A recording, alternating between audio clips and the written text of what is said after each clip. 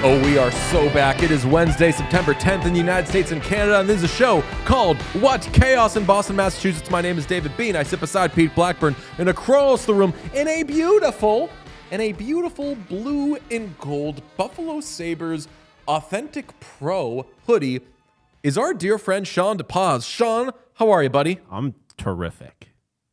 I've been thinking about football for the last 48 hours. Sean been busy thinking hours. about Keon.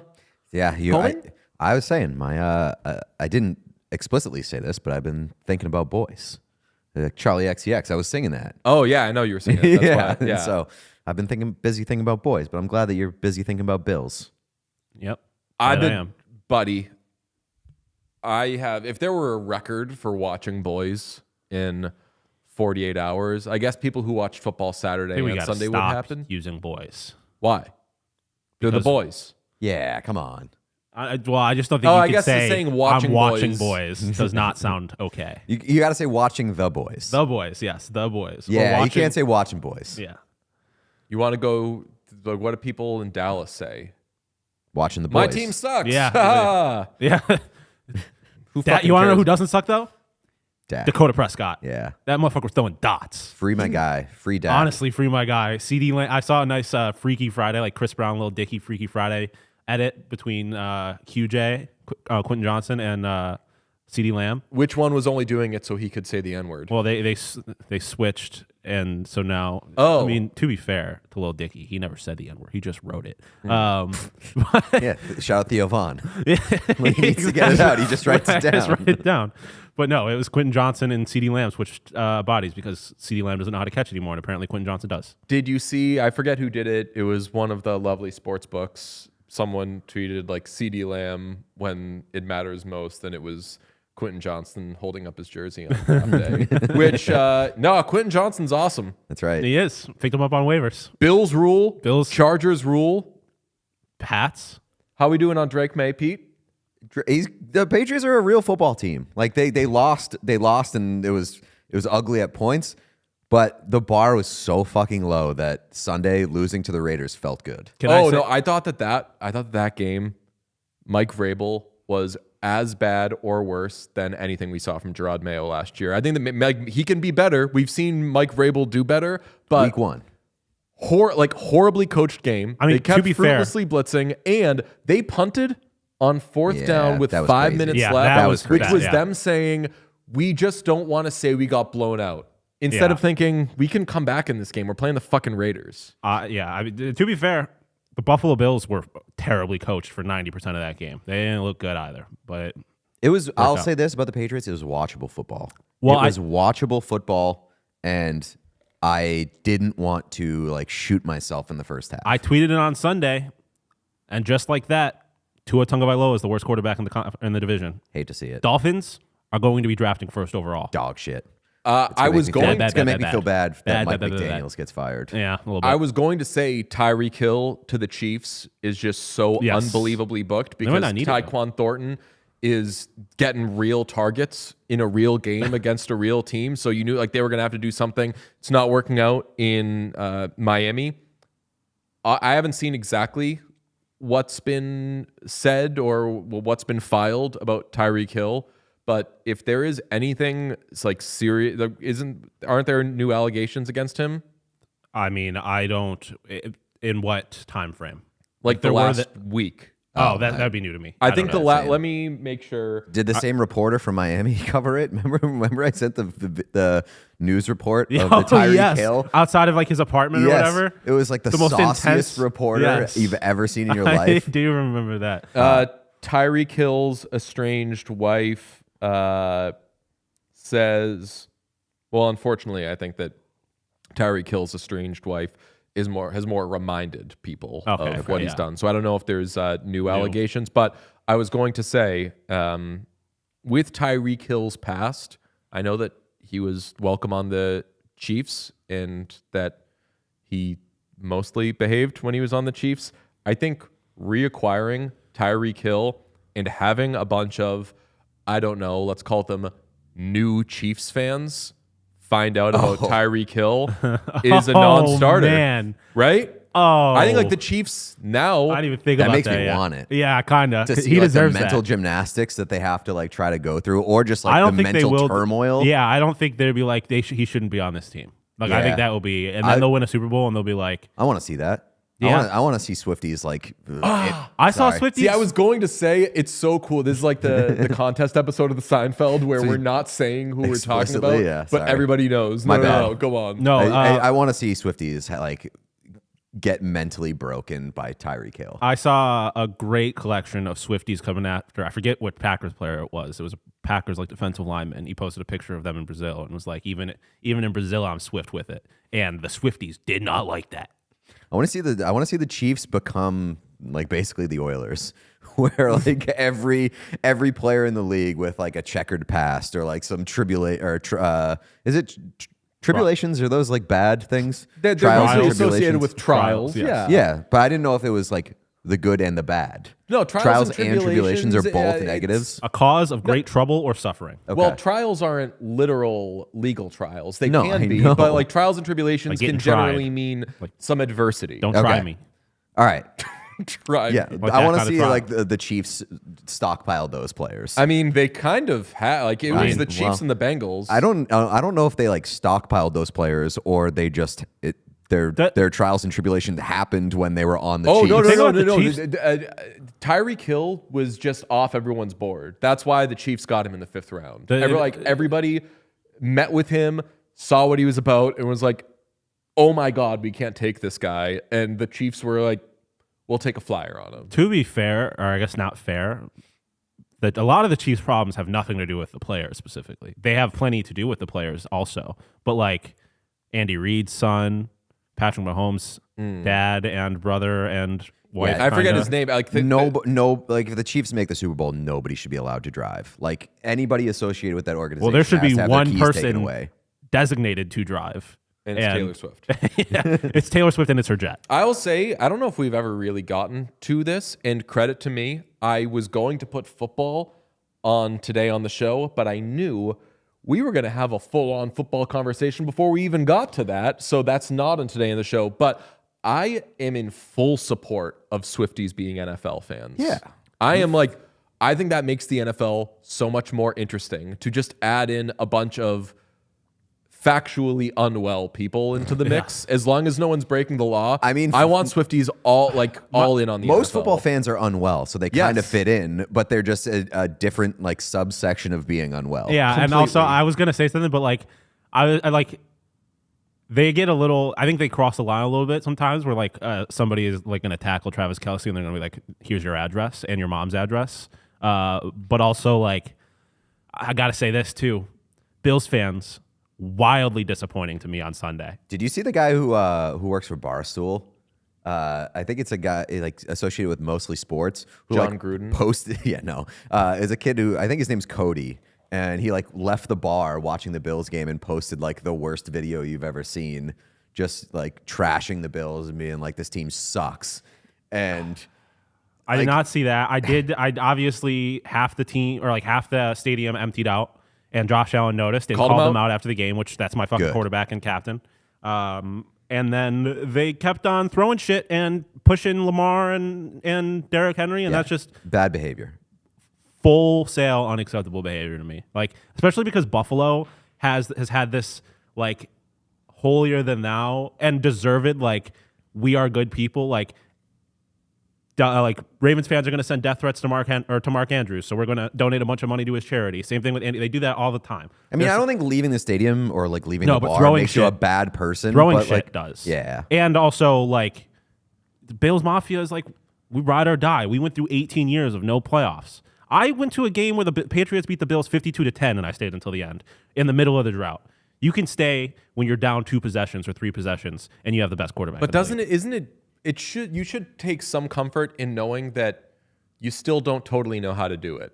Like, your job isn't done as Bills fans. You're still learning how to walk. Even though it feels like the Bills have been good for a while, that Bills fans still don't know how to be fans of a good team, I think is nice. That's why I like that matchup. Job not done. That's why I like that matchup so much. It's like, not only the football is great, like Buffalo and Baltimore, but both those teams, like, I mean, obviously Baltimore did it more recently, but like those teams both face allegations of not being big game teams. Yeah, big time. So like that's why I like that. That's why I want to see those teams be the last two. Is in a great position. If we can get an AFC championship or AFC divisional round of any combination of Chiefs, Bills, Ravens, Chargers, Bengals, like you put any of those 2 teams on the field at the same time, it's going to be a good game. I want to see the Chiefs punished, not because of any like Taylor Swift thing, but like I want to see the Chiefs punished because they're not giving Mahomes weapons. Well, Travis Kelce fucking killed one of his weapons on a little rub play, one legal near pick. And dear to my heart. Just fucking destroyed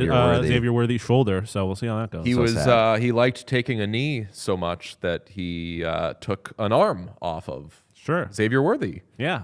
That was so brutal. But I tell you, I was like, as long as Travis Kelce's okay, he'll do nothing all game. And then in the fourth quarter, he'll be wide open for some reason. Give me my one touchdown. That's all I need as a fantasy owner. Every bit, and I'm only going to spend 1 minute on this game, but every bit of that Chargers-Chiefs game went exactly according to plan. That game rocked. My wagers were Chargers first to 10, obviously hit that. Quentin Johnston first touchdown, obviously hit that.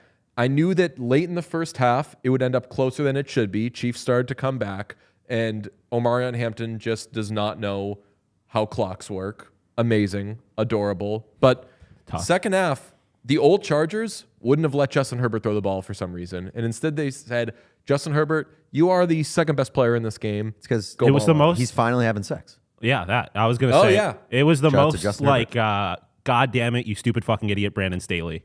Like, you've wasted so much time.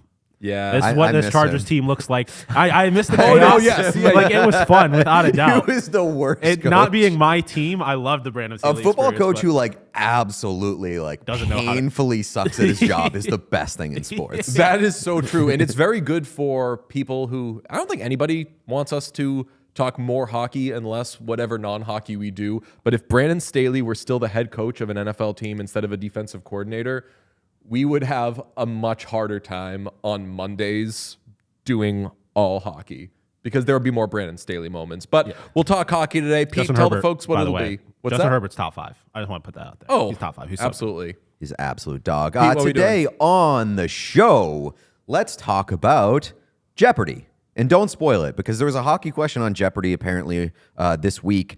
These two guys have seen it. I have not. They're going to show me the clip. They're going to see if I can get the answer. Please, chat, do not spoil. We love you. We'll get to it quick. We're going to talk about Hughes clues because there's been some clues given out by the Hughes brothers. Hughes clues. That maybe they'll play together at some point. Were you Blues Clues people? Oh, yeah. Were you a Blues Clues guy? I don't really know. Clues guy. It was kind of like Rugrats for me where I was like, look, I know I'm too old for it, but I'm keeping an eye on this. Yeah. But like you didn't keep an eye on SpongeBob whatsoever, which is crazy. SpongeBob was quite a bit after. Yeah, SpongeBob was May 1st, 1999. But like SpongeBob was like also for adults. Like I still watch SpongeBob. SpongeBob was a Ween adjacent show. If I knew about that, I would have been watching it live. Just skill difference. We're going to talk about GOAT promo night.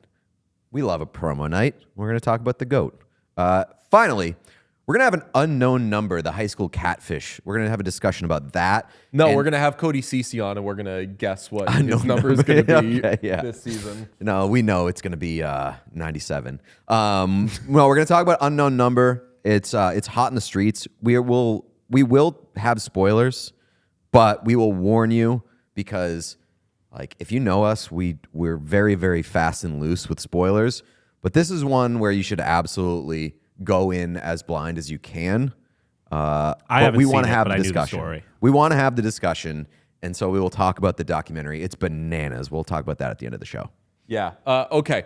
Let's begin with that Jeopardy moment. I saw it last night, this morning. I don't know what day it aired, but yes, there was an NHL question on Jeopardy, and I asked Sean this morning, would he have gotten it if he were there? And he said he would have. Yes. We're now trying to figure out whether Pete would have gotten it. So, Sean, if you would, fire away. I'm gonna leave your mics unmuted. And I'm gonna pause it after the question, so Pete has an opportunity to answer. Canadian girlfriends for 600.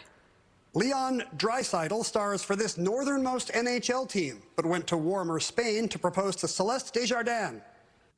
What? That's a crazy question. Do you know who it is? You're stalling. Do you know? What is the Edmonton Oilers? That's actually a good question. Who are the Edmonton Oilers? Who are the Edmonton Oilers? I'm not sure how they answer. I guess they didn't get it. Did they not get it? I don't think these bozos are getting it. Were the Winnipeg Jets? No. Bozo. Jonathan or Stacey? Edmonton is further north. Ian, back to you, Stacey. Wait, what? no one got it. No, I know, but like they didn't even say the Edmonton Oilers. He said Edmonton. Yeah, but he said Edmonton. Yeah. Well, the question was the city.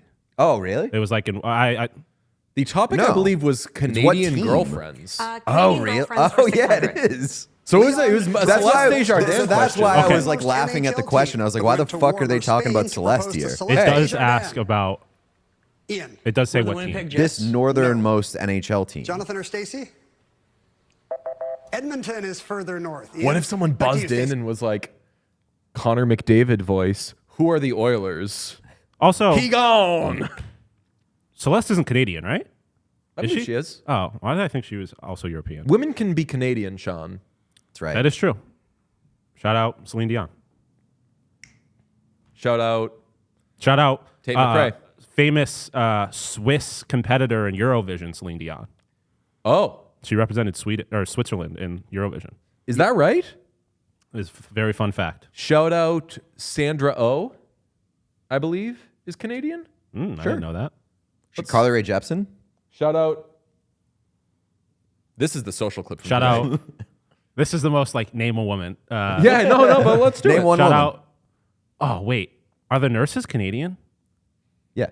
Yep. Okay, because I know McNabb is not, so I got a little thrown off there. Shout out Sarah Nurse. Yes. Shania Shout out- Twain. Oh my gosh. Shout out Shania Twain. Shout out. Oh no, he's a guy. I just thought we were naming Canadian people who don't play hockey. Shout out. Oh well, if we're doing. Oh, I was gonna say shout out MPP. Shout out Nancy Wilson, Ann Wilson. Did we already do Avril Lavigne? No, shout out Avril Lavigne. Shout out Avril Lavigne. Shout out. I feel like there's got to be way more than I am. Yeah, there's more Canadian women. Well, like I feel like there's got to be way more like obvious ones that I'm just not thinking of. I don't know, because like I feel Not a lot like of Canadians. every Canadian person who is famous is constantly talked about by Canadian people. True, but I feel like there's a collection of Canadians that you don't realize are Canadians. Shout out Karen Principe. Ah, True. of course. Yeah. Not the mayor of Colby of Smulders Edmonton. is one. Shout out Colby Smulders. Yes. Pamela Anderson is not Canadian, is she? Yes. Is she? Oh yeah, I that didn't was know a big that. missed one from us. Shout out Alanis Morissette. Very good. Okay, now That's- we're cooking. Why didn't we cancel Kid Rock way before? Like, he's always talks about America and American made, and then he married a Canadian woman. Wow. Shout out Regine from Arcade Fire. Okay. Alanis Morissette. Yep. Shout out Alicia Cuthbert. Very good. This is what the show is. That's right. Let's come up with 5 more Canadian women and then we move on. This is getting tough. I'll be honest. Shout out Marie-Philippe Poulin. I said that Ooh, already. shout out Jeannie Bouchard. Oh, yeah. Hell yeah. Big Jeannie Shout Bouchard out- fan. Shout out Rachel McAdams. Oh, too. yep. Shout out Sarah Davis, friend of the show. Yeah, but like that's if we're doing like friends of the show, we could name a bunch of Canadian people. Like she's like hockey adjacent. Apologies to friend of the show, Sarah Davis.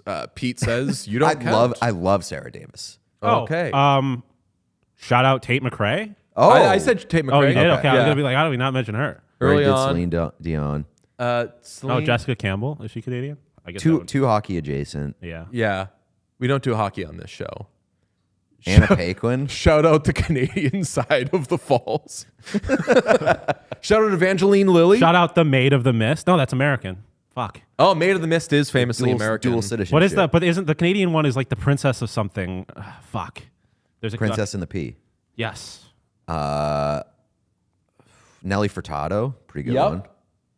I think that's 5, right? Shout out Emmanuelle Shrieky. Oh, is she Yep. Canadian? Yep. Oh, yeah. We already did. Well, obviously, we said Carly Rae Jepsen. All right. All What right. else we Shout got? out Sandra Pauly. Shout out women in Canada specifically. Wait, is Sandra Bullock Canadian? No. No, that's Sandra Oh, who I can confirm is Canadian. Okay. All right. Make sure you're subscribed. That'll do it for today's show. And We also, most of those are not a famous Canadian girlfriend. So I mean, Avril Lavigne. I mean, most of these people have partners. significant others. Yeah. yeah, but then it might not be girlfriends. Also, wait, they're married. That's not a Canadian girlfriend. It's That's Canadian true. wife. Oh! That's a good point. Whoa. Is that a rerun? Alec never would have let this happen. Mr. No, Trebek he never would would have not let this have. happen. And he would have answered the question. He would have given the answer properly. He would have Yeah, said, what is the that's Edmonton Oilers? disrespect to Celeste. Like, especially Alex Trebek, noted Kings fan, Okay. knows who the fuck Yeah. Leon Draisaitl is. He Yeah, it's wishes he true. didn't. Maybe he would have disrespected them then. but he on would. purpose. Yeah. He would have been like, no, do you know? Yeah, see, no one knows. No one cares. All right, next topic. Okay. We have done Jeopardy. Now, let us get into really the meat of today's show, which is the NHL media tour is going on. So players are talking. They're meeting with people, and they're talking about their various storylines. And there are some big ones going on right now. Sidney Crosby addressing the trade rumors, whatever it may be. I think in the case of a lot of these things, they're not really rumors anymore. They're just things that we know are going to happen, and the eventualities are being spoken on a little more. Here's Sidney Crosby, quote, "I'm worried about playing for Pittsburgh. I haven't seriously considered anything else. I go into the season trying to do my very best to be ready to make sure that we give ourselves every chance." Hilarious. I don't think about that. It's not something that, ... I know if all my energy isn't towards what it needs to be, I'm not giving myself the best chance for it to be successful. And if I ever come to that point, I would discuss it, but I don't feel like I'm there. That reminds me a lot of how Brad Marchand talked about the Bruins last year when we asked him about trade rumors, which is, yeah, I'm focused on this, and yeah, stuff like that I guess could happen, but I don't see the point in thinking about it because I don't see it happening. Yeah, I mean, that's the stock answer. I don't know what else you can expect at this point, and I think that, like, all of us, right? Like, we all agree that this is probably on the table. It like, has a to be. Crosby trade has to be on the table. I would lose respect for Sidney Crosby if he weren't open to it. I don't know. I don't know, like, how much it's, like, seriously been considered on his part, but I'm sure it's crossed his mind. And I think that if you are completely taking it off the table, you are foolish. And I know that Pittsburgh Penguins fans don't want to think about it, probably don't want it to happen. I felt the same way about Marchand. But the reality of the situation is that, like, the Penguins probably aren't going to be very good. They're probably going to be very bad. And Crosby's only got, at most, probably like a handful of years left. And, like, that guy is wired differently. He wants to win all the time. And at some point, the reality is going to set in that the window is not there for the Penguins, and he's going to want to win. And as we mentioned on the show before, his contract is not prohibitive for another team to acquire him. 2 years at $8.7 million per, and that is so it can be moved with only single retention unless someone wants to move him in the first week of the season, so it can be really fun later on. I don't know if it's going to happen. I don't know if he actually wants it to happen. But I do know that if you're completely ruling it out or taking it off the table, I think that's a foolish game. Okay, my guess is he waits to see if they get Gavin McKenna. And if they get Gavin McKenna, then I think stick around. Be what the Mario Lemieux and Sergei Gonchars and Zygmunt Palfys were for you when you came in. And it's like, oh, they got all these old-ass stars. That'd be really cool. And I think that the Penguins could possibly, if they get Gavin McKenna, could be good enough to contend before Sidney Crosby retires. My only thing about that, aren't you saying that Sid would be kind of an asshole for not considering a trade? And if you're waiting for Gavin McKenna, you're by nature. I'm saying wait 1 year. Well, so I don't think it happens this year. And this offseason, if they don't win the first or second overall pick, I think you do it then. Number one, I don't think Sid is an asshole for not considering a trade. I agree. I think that human nature dictates that he is going to think about other options if the Penguins are so bad that he's not having a good time and he doesn't think that he's going to win again with them. If he decides that he wants to stay with Pittsburgh and he decides the loyalty wins out, that doesn't make him an asshole. It's just the way that he chooses to go. Number two, I think it's more likely that he gets traded in the offseason than during the season, which would align with that whole scenario. If he goes through this year and the Penguins suck and they lose out on McKenna, their things don't go their way in the lottery, they end up in the 8th pick or something, then it becomes, I think, more realistic because the path is not there for the Penguins. Yeah. I think that that's the most likely outcome. Yeah. Then we have the Hughes brothers being the latest to weigh in on what seems like the eventuality of Quinn Hughes ending up in New Jersey. Jack Hughes saying, honestly, I'm not afraid to say it. Yeah, I'd love for Quinn to eventually, I'd love to play with him. And whether that's in New Jersey or at what time that takes, at some point I want to play with Quinn.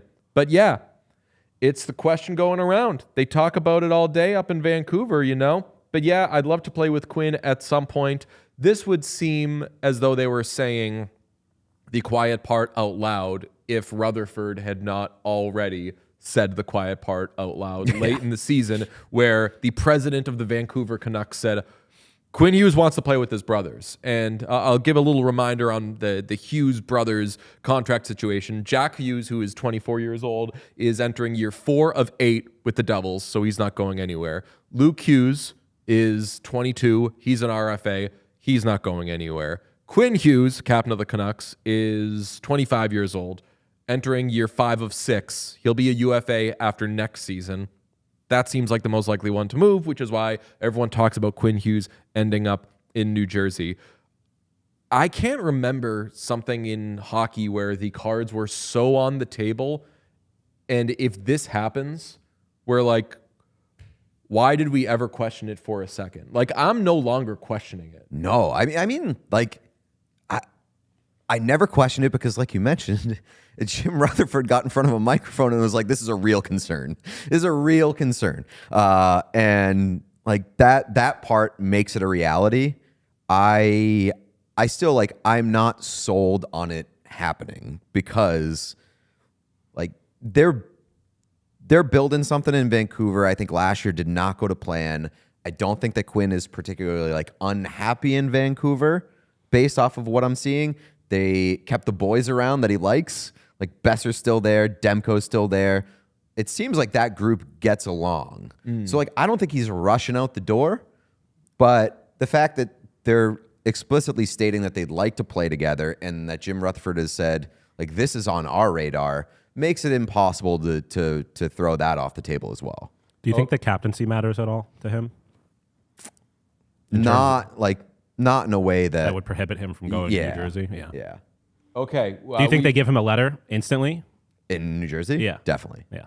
Okay, we've got a tweet during this show from our dear friend Frank Saravalli. I know. I was going to bring that up after. Sources say Minnesota Wild superstar Kirill Kaprizov's camp turned down an extension offer believed to be 8 years, $128 million in a meeting on Tuesday. They told him that at a dinner that would have made him the highest paid player in NHL history in both AAV, $16 million, and total dollars. So the highest paid player in the NHL is Leon Draisaitl at $14 million per.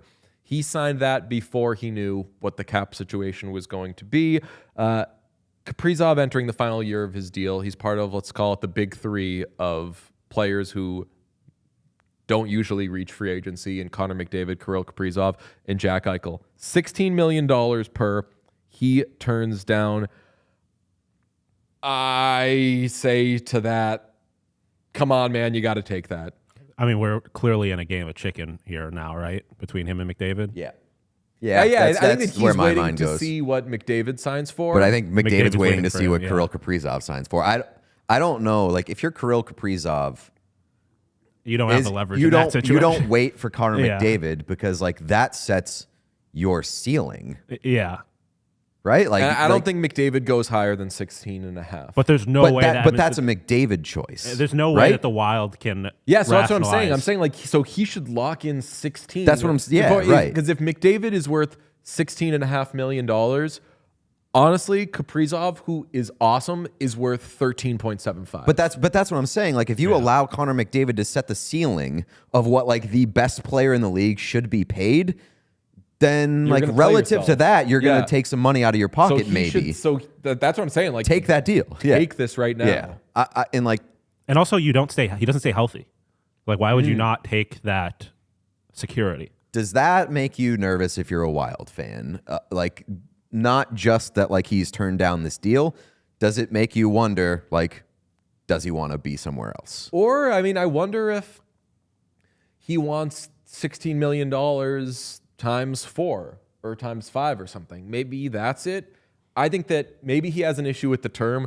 I would not have an issue with that AAV if I were him. Yeah. I mean, I wouldn't have an issue with that Famously, I'd AAV like if I to was be anybody. paid $16 million. Yeah. That'd be nice. But I mean, like, look at why can't I? Mikko Rantanen signed for less than Draisaitl after, and I know that he did it in a no income tax state, but he signed after Draisaitl and after we knew what the cap projections were, and he still went under 14. What did Rantanen sign for?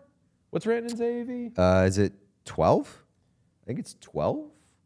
I'm honestly Yeah, it's surprised. 12. I'm surprised that I think Marner's 12. Marner's 12 and a half. I'm surprised that So, like, careful, Marner's man. 12 even. 12 even. Yeah. All right.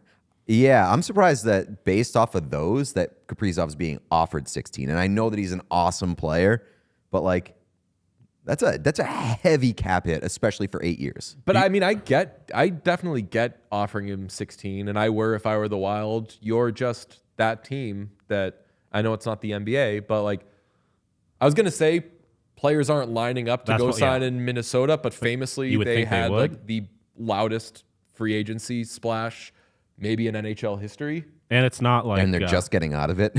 and it was horrible. They're just it was getting so out of it. bad. And it's like it's a hockey state. It's a place where you would think you would at least have a long list of players who would consider going home to Minnesota or getting close to home if they're from I guess the problem Central is Canada. The problem is with like the McDavid comparison where we were just talking about the ceiling gets set. Like once you make that deal, Minnesota can't go backwards, right? Like they can't go a lower AAV than 16. I mean, if he wants to be lower on term, then say, all right, you want a 3-year deal instead, 15.5 times 3 or 4 or whatever, and see if that gets it done. But let's move on to the fourth pillar of what will be a fun little game that I'm going to play with Pete here. The Connor McDavid latest, which there really isn't latest other than some shitposty website made a little shitposty onion type article thing. And the headline was, visibly trembling Oilers fan insists he's not worried about McDavid contract situation. So now people are having fun with how McDavid is so clearly gone, et cetera, et cetera. And yes, folks, if you are watching, that person does look like a mix between me and Carey Price. It does. I think if you ask like an AI image generator, like give me the composite of DJ and Carey Price, it's just that picture. San Jose Shark Carey Price. Yes, famously. True. Shout out, and apologies to Mike Greer. He likes old guys. Traded for Carey Price. I mean, I like the idea that Ryan Clough got so offended by the trade for Carey Price that he quit his post and then signed with the Rangers. Shout out whoever put together that article for using a picture of like 2017 Connor McDavid. Not even the right uniforms. Yeah, you see those old uniforms? Those Okay. things stunk. The game I want to play with you. Yeah. Rank the possibly tiresome storylines. McDavid contract, Hughes brothers playing together, Kirill Kaprizov contract, and Sidney Crosby getting traded. In like what's the order? Like fucking rank them. Like rank them from which I'm most tired of. Most annoying is number one. Most annoying is number one. I'll put McDavid there because I feel like he's going to sign in Edmonton, but I don't think it's like, I don't think it's a foregone conclusion. Like, I'm not upset if you want to talk about like the possibility of McDavid going elsewhere. Like I said, if he's not signed by day one of the regular season, game one, let's panic about it. But right now, I feel like the general feeling is that he's going to re-sign in Edmonton. Number two, I'll say the Hughes brothers. Agree. Because it's just not going to happen anytime soon. And like they're being asked about it and they're like answering honestly, but in a way that like, they're like, what do you expect me to say? It's my brother. Of course we'd like to play together. That I understand having that conversation too. Like again, Jim Rutherford came out and said, this is a real concern. We gotta do something here to keep Quinn Hughes. But it's probably not going to happen for another year and a half. So we don't have to go crazy on it. Number three, I'll put Crosby there just because like we're on year 3 of discussing this, and like at any turn, it's like, ooh, Sidney Crosby might go somewhere else. And that's a real possibility. But like, again, at any given opportunity, people are like, Crosby gone. So there's just been a lot of talk about that. And I'll put 4 Kaprizov just because that's brand new. I feel like the Kaprizov thing is brand spanking new. Yeah, I would agree with that. I think that I would have ranked him. I just would have ranked him in terms of maybe what's spiciest, what's most interesting. But given that we are talking about how they're tiring, I think that ranking them in terms of tiring, I agree with you putting the Hughes brothers playing together thing up high. That to me has a little Bo Byram to it, where it's just like, let me know when it happens, okay? The Crosby one, the only thing I find annoying about Crosby trade talk is people saying he's never getting traded. Other than that, I'm not annoyed by anyone who wants to say, where would he be a good fit? I think McDavid possibly relocating talk is very interesting. I also don't think it's going to happen. It's a thought exercise. But right, it's just a thought exercise. And we kicked it around a little bit last week, which is like, what do you trade for Connor McDavid? Or what would the Oilers take for Connor McDavid? And if Connor McDavid was to relocate via trade, how does going to another team not completely deplete them? And like, what would the Oilers look like without Connor McDavid? It's all very interesting. So I think that's a very nice little order you put together. We've got some breaking news. Yeah. Yes, Michael Misa. I was going to hit that after the ad reads, but Michael Misa is not going to college. He's not going anywhere but the San Jose Sharks. Said fuck education. Yes, he has signed his entry-level contract. God, I Which love I the guess San Jose Michael Sharks. Misa could go back to the OHL. We're officially on Teddy Bear Toss watch. I am a in San shark Jose. guy. I am a. Yes, they don't do teddy bear tosses in the AHL though. That's they what I'm should saying, now. though. If they're doing should. those fucking grab-ass bobbleheads. They can't do a fucking teddy bear toss in a National Hockey League game. They cannot have. Brother, they're making sleepover bobbleheads in San Jose. But like, I mean, this out, they bitch. if they do it, they need to do it against like the Flyer. They can't do it against a real team. You can't have Connor McDavid score a goal, like be 2 goals into a hat trick, and then all of a sudden Michael Misa nets one, and you're throwing teddy bears and stopping. Yeah, the game no, for but 30 like minutes. I would agree with you if we were not talking about San Jose. That's what I'm saying. The It has to Sharks be are against- in full rumpus time all the but time. not the other teams though. That's what I'm saying. It has to be against another team who's also in rumpus time, or else you're fucking up somebody's. do no, need but to no, because if clarify- you go into the Sharks building, like you are enough. subject to their fucking rules. I do enough. need to clarify, it would not be the Sharks holding the teddy bear toss if we're talking about trying to get him to shoot him back, unless that just becomes a thing where they're like, when we score, you throw teddy bears, and then you get to have Michael Misa fire it back at you. Here's my spin zone for that.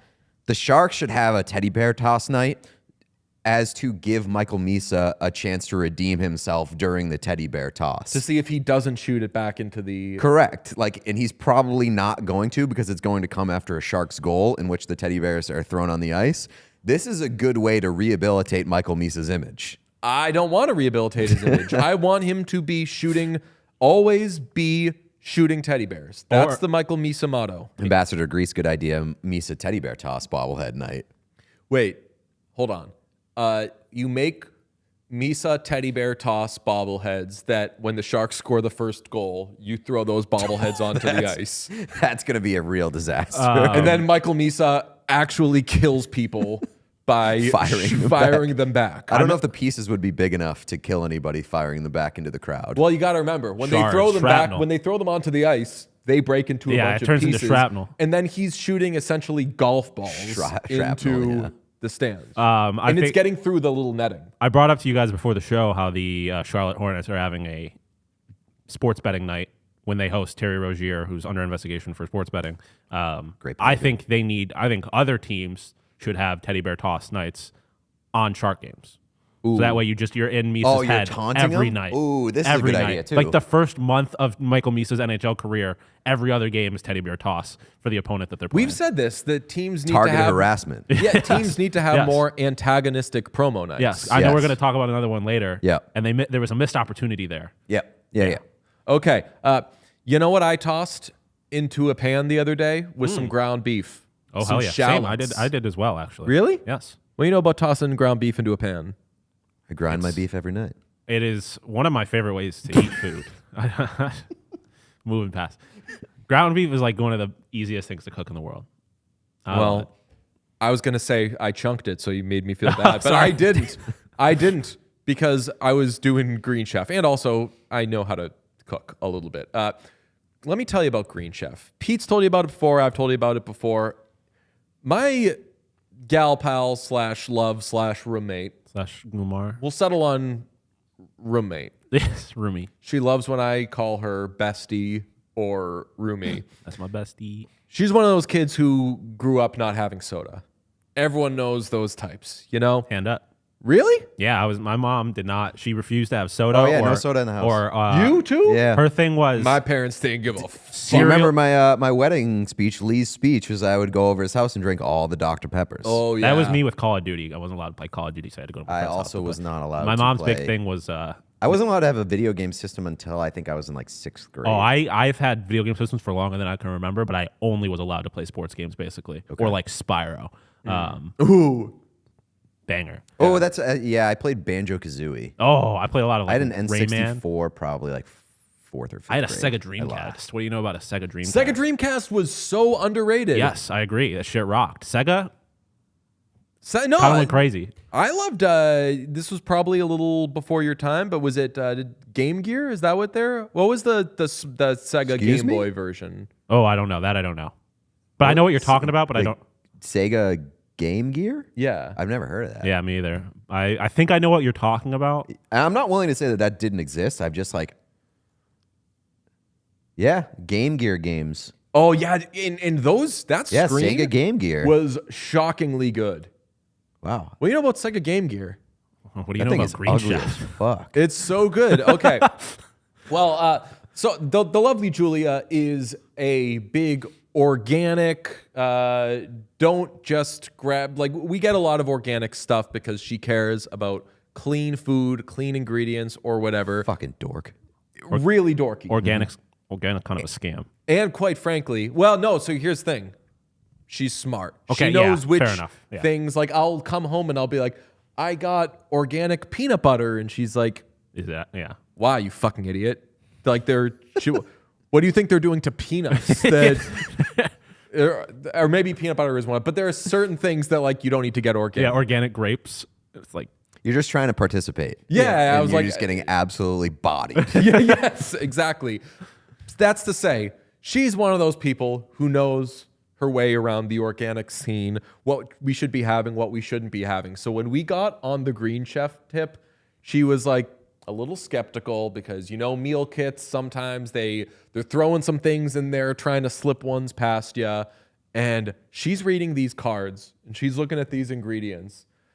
I thought she was going to cry because I was being mean to her about something else. We were having an argument. I was making her cry. You're verbally abusing her. Yeah, it was. Yeah, nice. Yeah, I was just guy stuff. I was commenting on things and just being really just asking her if she's happy with her lot in life, just trying to get in her head, stuff like that. So anyway,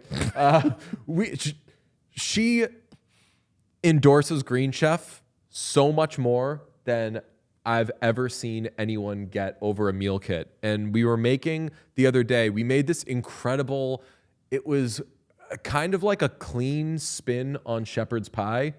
And it was the best thing. I'm not a peas guy. And I was like, you know what? I love peas. I'm going to throw these peas in. I'm going to make this to the letter of the law. Peas are the Arby's of the vegetable world. People hate, but they hate peas. I think peas. I think there are people who genuinely hate it, and then there's a larger group of people who hate it because they're told to. No, I genuinely hate peas. I've hated peas since I was a little kid. And I love them. I love the texture of peas. I hate peas so much that I lied and told people that I was allergic to them so that they would not present them to me at their house. Valor. I've done Stolen that. Valor. Yes. No, I've done that before. I used to do that with mayonnaise. I was like, hey, this egg thing, I know it has mayonnaise on it. I'm definitely allergic to mayonnaise. Like I hate peas so much that eggs, I don't even want to have the opportunity to turn them down when I visit your house and you make peas rock. for me. No, they're nice and mushy. It's especially like the in a shepherd's pie. Shepherd's pie is just such a beautiful texture. Like mix it all in together. This is gross. I think has to have set the record for the longest ad read. Yeah. Let me tell you about this shepherd's pie though. It was shallots. It was peas. It was a carrot blend, which was like 3 types of carrots. Oh, hell yeah. There were turnips in there. It was unbelievable. There was a lot of umami flavoring that got mixed in. There was a nice spice blend. Shout out ketchup.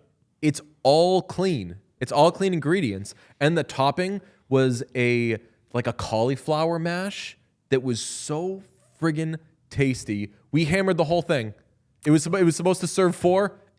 Buddy, it served 2 that night. I cooked a meal last night and didn't use Green Chef, and my dumb ass didn't have the right ingredients. Humiliating. I was missing things, and it was not good. Well, I guess I'll give you some actual Green Chef copy right now. With 80-plus dietitian-approved weekly meal options, Green Chef makes it easy to find meals that fit your lifestyle. You can pick from Mediterranean, gluten-free, plant-based, and protein-heavy, even gut and brain health, and calorie-smart choices, too. And again, you are going to be blown away by the ingredients and how they source these things. So make this season your healthiest yet with Green Chef. Head to greenchef.com/50chaos and use code 50chaos to get 50% off your first month, then 20% off for 2 months after that with free shipping. That's code 50chaos at greenchef.com/50chaos. And truly, if you want to know any more about Green Chef, hit me up because I will tell you more about it and I will fill you in on the mind games that can be played in a relationship to make each other cry. Matt Rempe, that's pretty good. What other hockey shows there are 40% football, 40% ad reads, and 20% hockey? Yeah. But wait, there's more. Let's talk about Prize Picks because Prize Picks is our favorite DFS we are platform. less than a month away from being able to prize picks on hockey. I've been prize picking the hell out of football, and I've been doing pretty well, I will say. Football is the best. I made quite a bit of money on Caleb Williams, more than half a touchdown the other night. Oh, I didn't realize that it was his first career rushing touchdown. Yeah. Oh, I had a Caleb Williams parlay that if he threw one more touchdown pass, I would have won $920. Damn. He didn't though. A 10x. That was a more than 10x. Ooh.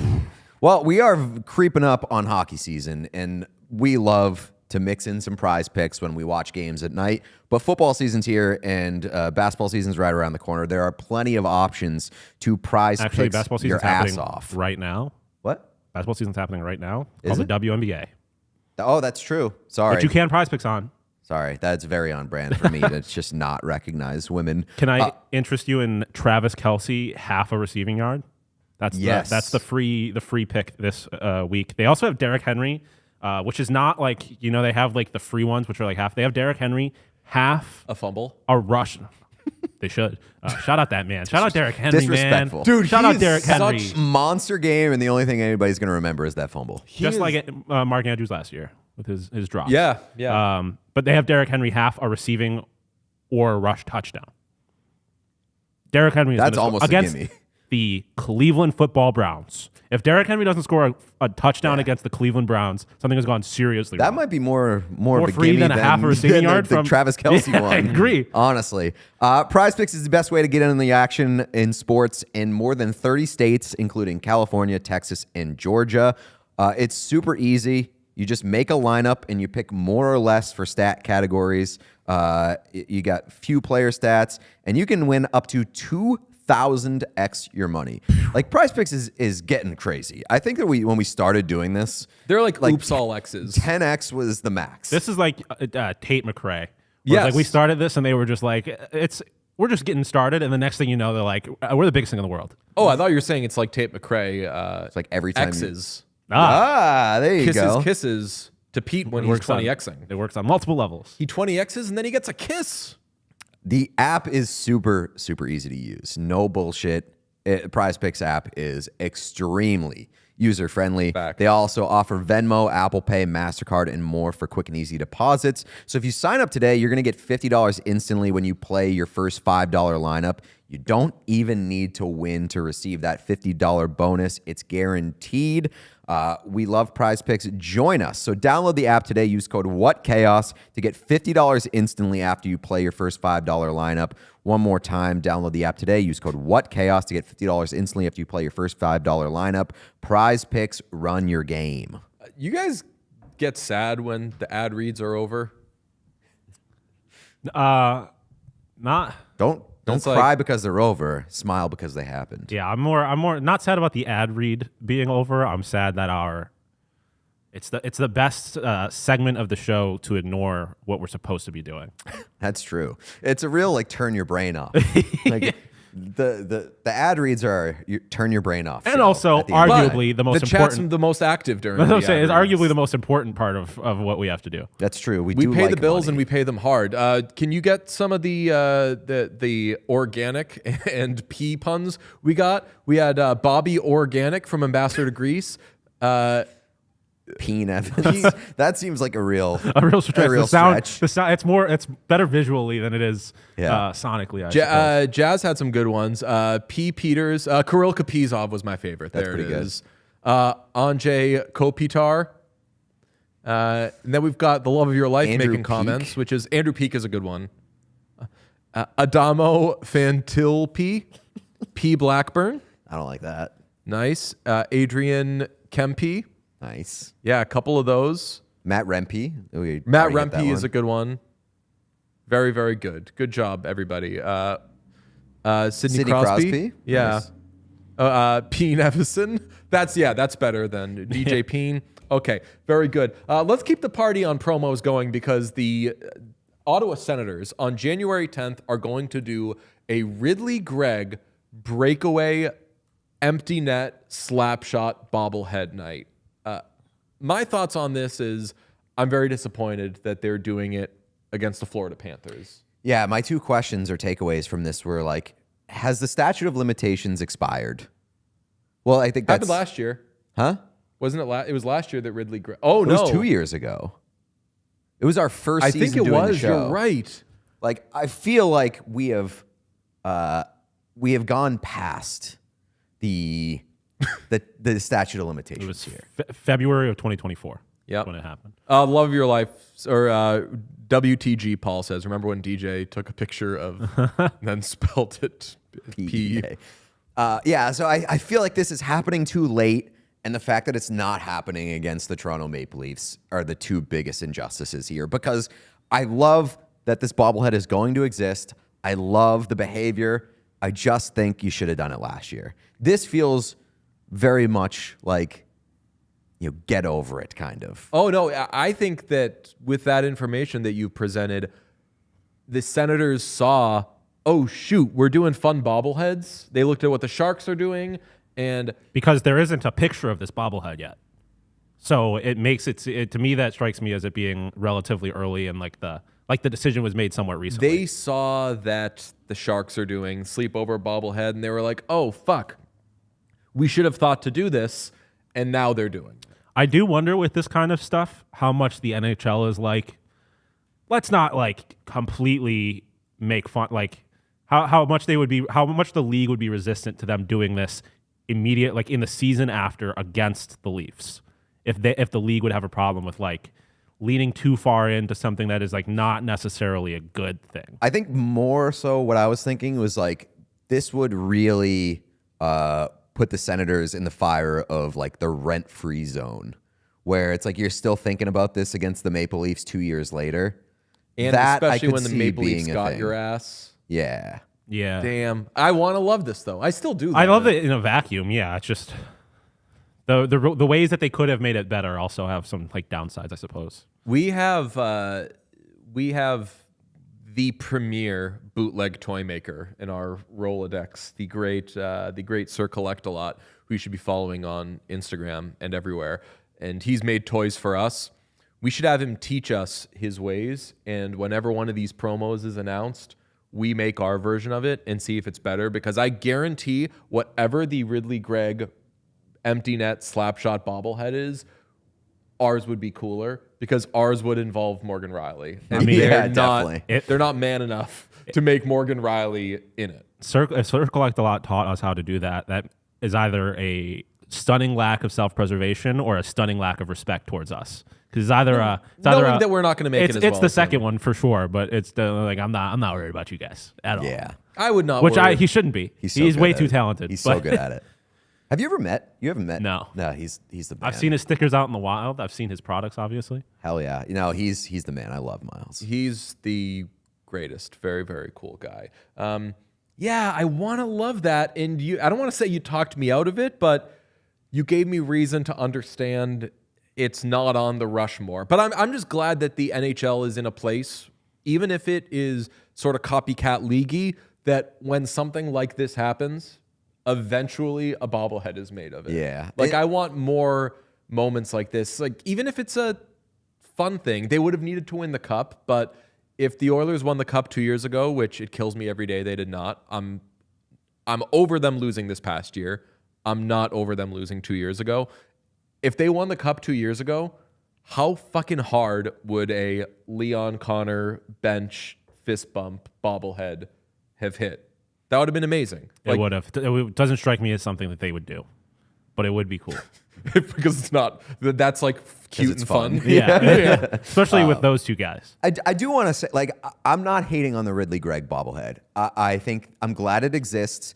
I'm more just disappointed that it could have been cooler had it happened last year. Like, there would be no reason to be like, last year.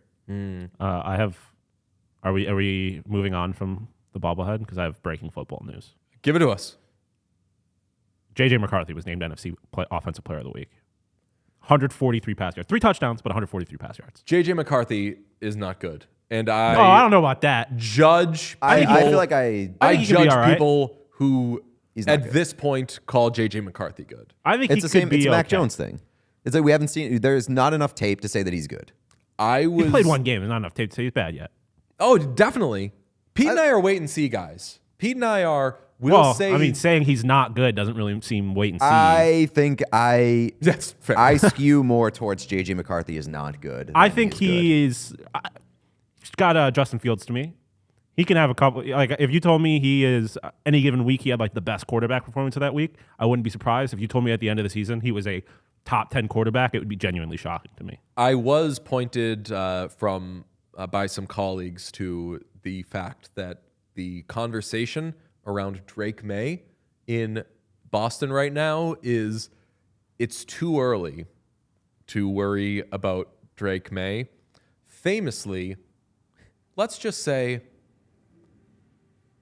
a primary reason why this show is my job is because in week 2 of Mac Jones's rookie season, I said it's too early to say that Mac Jones is good. But now that the conversation with the Patriots quarterback is possibly negative, it's perpetually too early. I know we're several years removed from Mac Jones being the quarterback of the New England Patriots. I still see him every time Drake May touches the football. Oh, no. I see the number 10. I know once he starts moving, it's obvious. You're not participating in racism, are you, Sean? Well, a little bit. I mean, you got because it's like a number 10 in those same jerseys with the flak jacket, and they should when change he's standing in the pocket, I'm like, that's that is Mac Jones. And then he runs a little bit. I'm like, okay, he's way too athletic. It sounds crazy to say after like 20 years of just like unbelievable success at the quarterback position in New England, but like 2 years of watching Mac Jones has done irreparable damage to like my psyche as a Patriots fan. It's just undone anything that Tom Brady did. I wouldn't go that far. But to Mac Jones fucking sucks. He always sucked. He sucked coming out of college.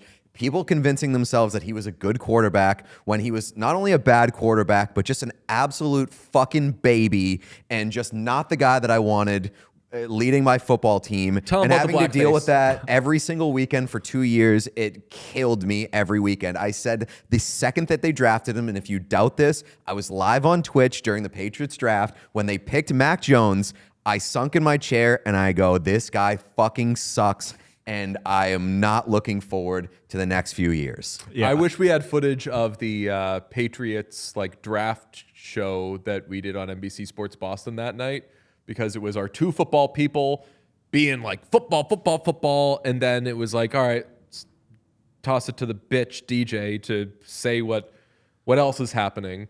And when they drafted Mac Jones, the whole show was by the way, hey, they got a quarterback, and I was like, but it's Mac Jones. They got a guy who played quarterback in college. Right. Yeah.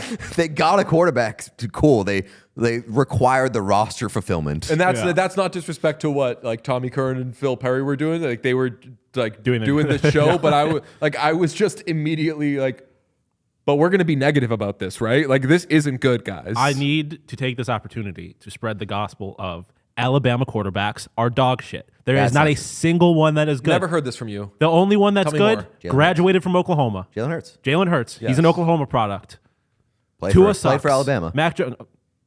So he played for Alabama, and then they replaced him because Alabama doesn't know good quarterbacks when it smacks him in the fucking face. And then he went and was a Heisman finalist at Oklahoma. Tell him about Bryce Young. Jury out. I'll go jury out on Bryce Young. Probably not. Probably not good. Probably not, but... I felt the way about Bryce Young the way I felt about Mac Jones, though, which is like not even close. Don't spend a first-round pick on this guy. Bryce Young, way more talented. Bryce Young is the kind of quarterback. Small. He's small. He is the kind of quarterback that can be great with a good team. He just hasn't been put in that situation. You think that he could like kind of Jalen Hurts his way, which I think is disrespectful. That's Jalen Hurts. I agree. Jalen Hurts is a good quarterback. Yes, like he's actually good. Yes. Ambassador to Greece says something here. It says retire number 10 in regards to the Drake May. I was going to bring this up. I like that. Mac Jones conversation. Retiring cursed numbers. I do love the idea of retiring numbers derogatory. Yeah, banish them.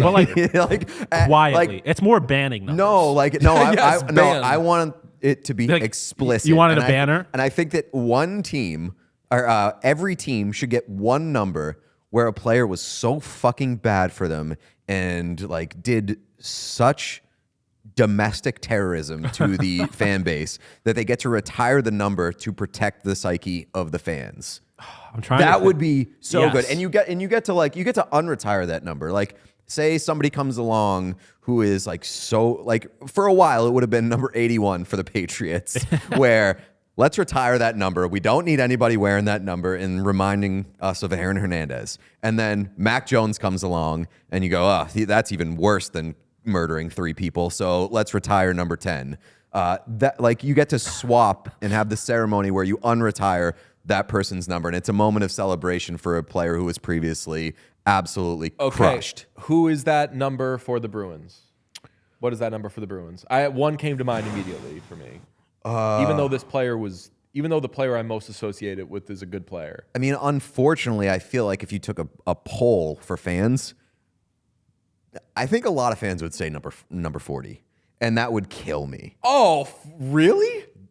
Were you not alive during how many people fucking hated Tuukka Rask? I was. Those people I might have found myself in the thick of that morons, from time to time. Yeah, but you are crazy if you think that number would not come up. Bruins fans are insane. You can't be retiring a number from a time when your team was successful. Like a potential Hall of Famer.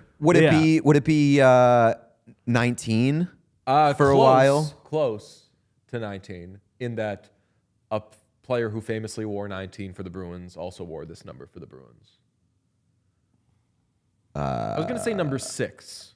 Joe Thornton. Yes.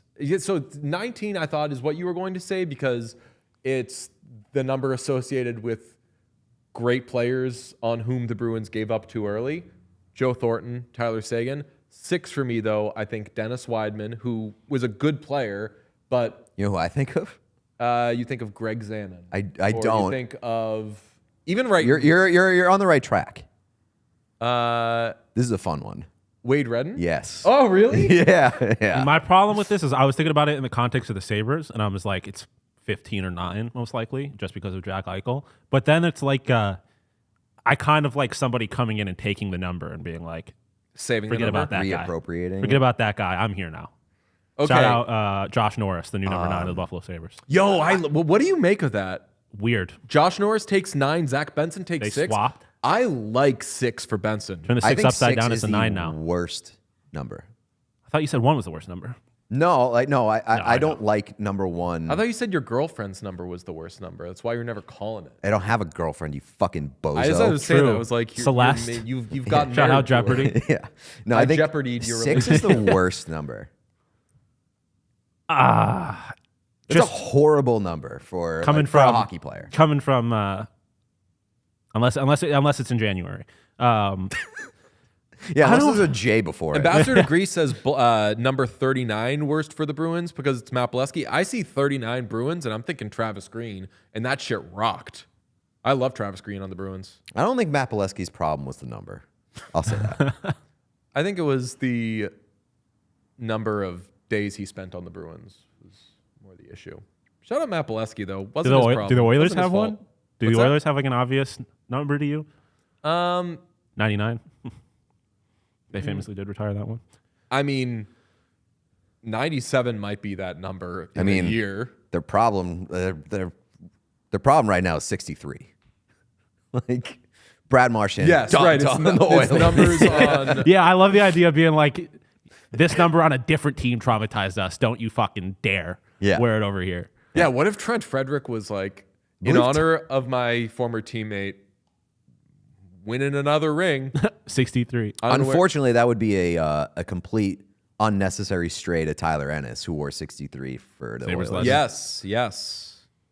That's a good take out of Pete, though, that you should be able to ban numbers. I like it. The only problem I have with it, like I said, is that you would then remove the ability to reappropriate that number, erase the memories. And if this show likes anything, it's appropriation. True, especially Pete. Yes. If Connor McDavid gets traded either this year or next year and they don't win a Stanley Cup, do the Oilers retire his number? Is 97 already retired for the Edmonton Oilers? That's a good question. I guess it kind of depends on what he does without the Oilers. Like if he goes to win 3 Stanley Cups. I mean, the answer is probably yes, because he's like broken so many records and he won. Like he is, besides Gretzky, he is probably the best player to play for the Oilers. Right? Is it a probably? I guess there's I said, is it a probably? Like, is there? I guess you have like Messi. Like, there's guys who have technically accomplished more, but like, I mean, Connor McDavid's maybe the greatest player of all time. Let me just set Most talented. Yeah, not greatest. Fair. Connor McDavid is 28 years old. Let's say he's got 10 more years, 10, 11, 12. Right now, if he stays with the Oilers for the rest of his career, do you think he wins a Stanley Cup? Yes. No. Ooh. If he leaves I think we're in their window right now. I just don't think. I don't think. I mean, I would say more likely yes than no. I don't think it's very. We had this conversation like years ago when we had our radio show and Joe McDonald said Alexander Ovechkin will never win a Stanley Cup, and I said like you can't say that about any player in team sports. So I agree with just that. can't do it. Like so with you. Connor McDavid could be like an absolute zombified version of what he once was, and he could win a Stanley Cup at 40 years old, playing on the third line on like a really great team. He could just become Corey Perry, right? And then all of a sudden he's. It's just there's no way to say that they will not win a Stanley Cup. Like you can say that I don't think that he will win a Stanley Cup as the leader of a cup-winning team. I don't think. I'm not saying he definitely will not win a Stanley Cup. It's just hard to win Stanley Cups, and the Oilers. it's hard to imagine that the Edmonton Oilers end up in a better position to win a Stanley Cup than they have been the last 2 years. But they ran into a team that is like on the precipice of dynasty talk. Like that's saying like the Chicago Bulls when they lost in the playoffs like several years in a row or whatever it is, several times to the Detroit Pistons when the Pistons were stacked. Yeah, no, I agree. It's just like at some point it just becomes your time, and I don't think that we've exceeded like past the window of like the Oilers' time. No, I agree. It's just it's hard, and it's definitely hard. They have just lost 2 straight, so you're now asking them to do something that is almost impossible, which is to go to a bunch of Stanley Cups with the same core. And I know you said it could be later on or whatever, but if anyone could do it, you'd think if anyone in the league could do it, you would think it would be those two, though, right? Like if there's a team that can, or if there's like a core that can just keep going and keep going and keep going, other than the Panthers, or even just like including the Panthers, it's those 2 or those 3 if you want to put Bouchard in, because they've just become fucking maniacs once they get to the postseason. Even this year, where, again, if you remember, the day after Game 6, when the Panthers won their second cup in a row, I was not upset about that they lost this year. I was like, fuck, I'm realizing that... It's because they got waxed this year. Right, that like last year was the year that they should have or could have and very well should have won. I don't know if they'll be as well positioned as they were 2 years ago, or like if any Stanley Cup losing team will ever be as well positioned as they were. And if McDavid leaves because he feels that there isn't enough runway with this team, re-signing Adam Henrique and signing Jeff Skinner is going to be what ruined the Edmonton Oilers franchise. And it's so crazy. Or not signing Broberg and Holland. So that's what I'm saying. Like, not keeping the dough for those guys, because even Broberg, what he was as a rookie playing in the playoffs, getting his first prolonged NHL exposure, made the Oilers' blue line better than it was this past year. Yeah, but I mean, we're still talking about a team that, like, after the Western Conference Final, we were like, this is so far and away clearly the best team in the Western Conference. This year? This year. Yeah. And they just happened to run into a team that was so far and away clearly the best team in the Eastern Conference. And that team is as good a team as we've seen in like 20 years. So let's say...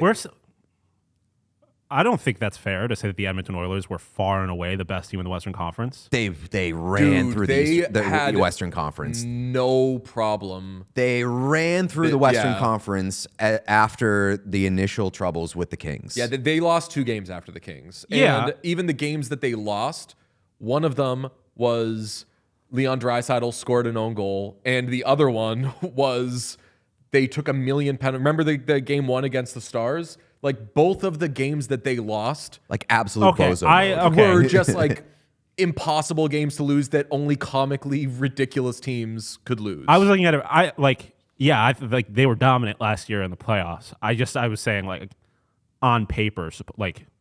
Yeah, no. Stars. That's why I said after the Western Conference Final. Yeah. Like after the Western Conference Final, we talked about the Stanley Cup Final matchup when we were like, these are very clearly, based off what we've seen through the first 3 rounds, the best teams in the playoffs. I'm not going into this year, even if I didn't go into last year, or I'm not going into this year being like, the Edmonton Oilers are clearly better than everybody else in the Western Conference. No. No, that's what the playoffs are for. That's why I love the playoffs. Like, going into the playoffs, think about all of the teams that kind of weren't anointed. The very popular picks for Western Conference and Eastern Conference were Kings over Oilers, which I absolutely understood. I disagreed with, but I remember I would say, like, every show leading up to it, I will not be caught poo-pooing the Kings over Oilers pick. Like, if that happens, I'm not going to be caught saying there's no way that'll ever happen. And I'm also not going to be caught shitting on the Lightning, but I think the Panthers win that series. Everybody had the Lightning in the first round over the Panthers. Yeah. And, like, understandably so. Like, I respected picking the Lightning over the Panthers. I thought the Panthers just were too stacked. I mean, it's easy to forget. Like, the Panthers entered into that first round without Matthew Tkachuk and Aaron Ekblad for 2 games. And we saw like a teeny little sprinkle of Brad Marchand Tiny late, bit, yeah. and we did not yet know. It wasn't until during that first round where we were like, oh, fuck.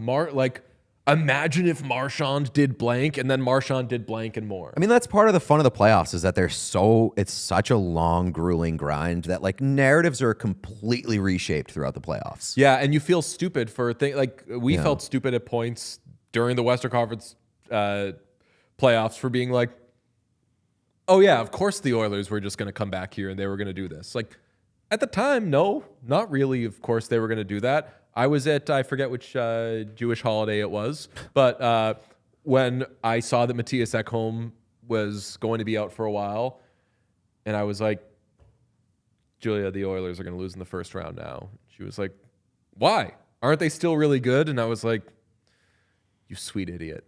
No, Matthias Ekholm is hurt. If Hiller didn't take that fucking challenge, how different the world could be.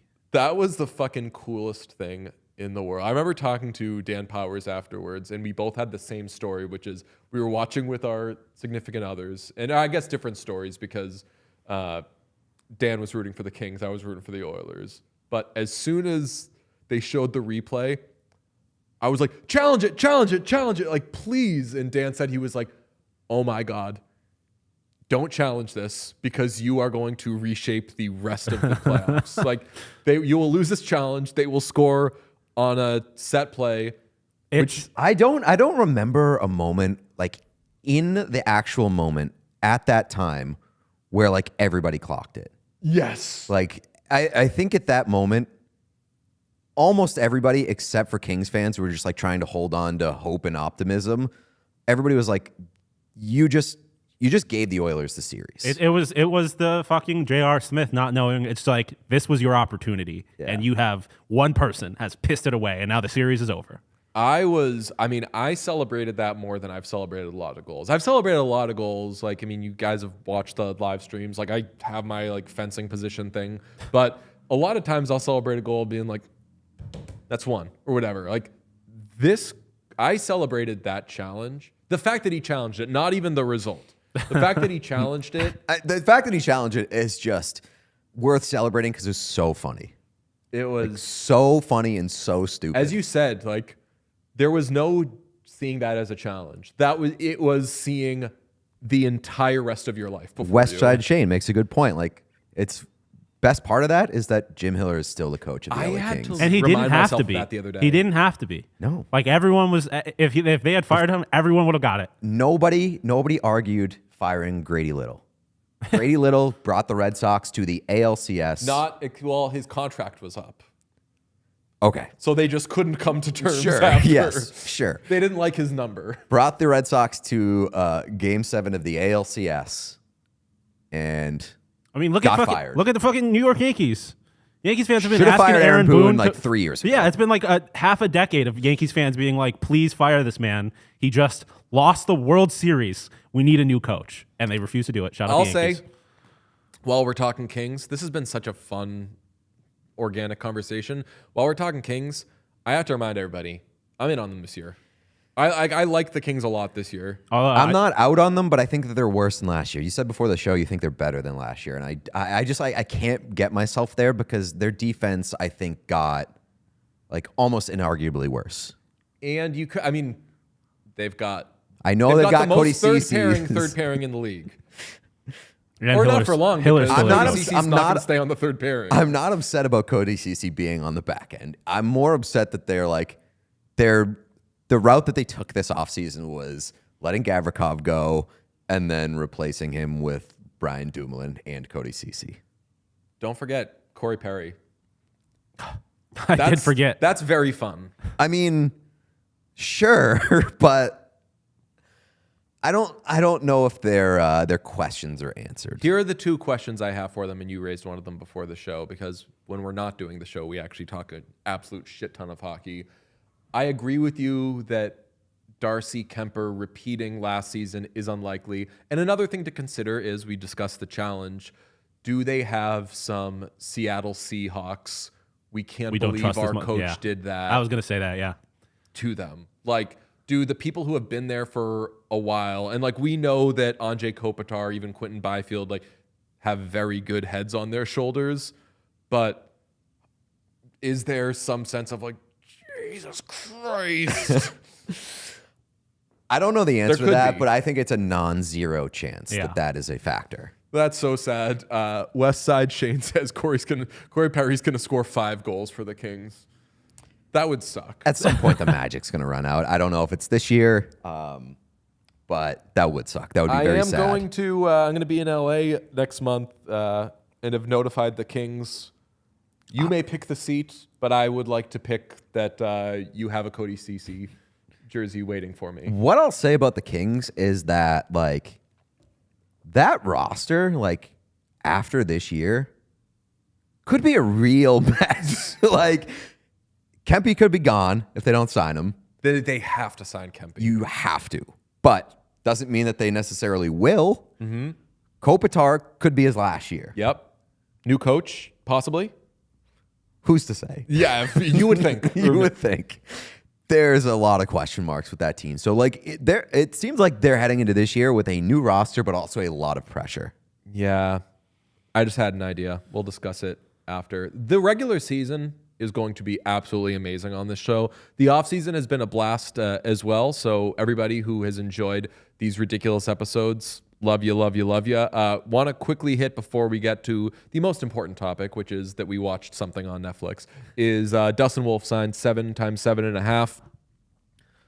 Awesome. Yeah, great. Definitely do that. Yeah.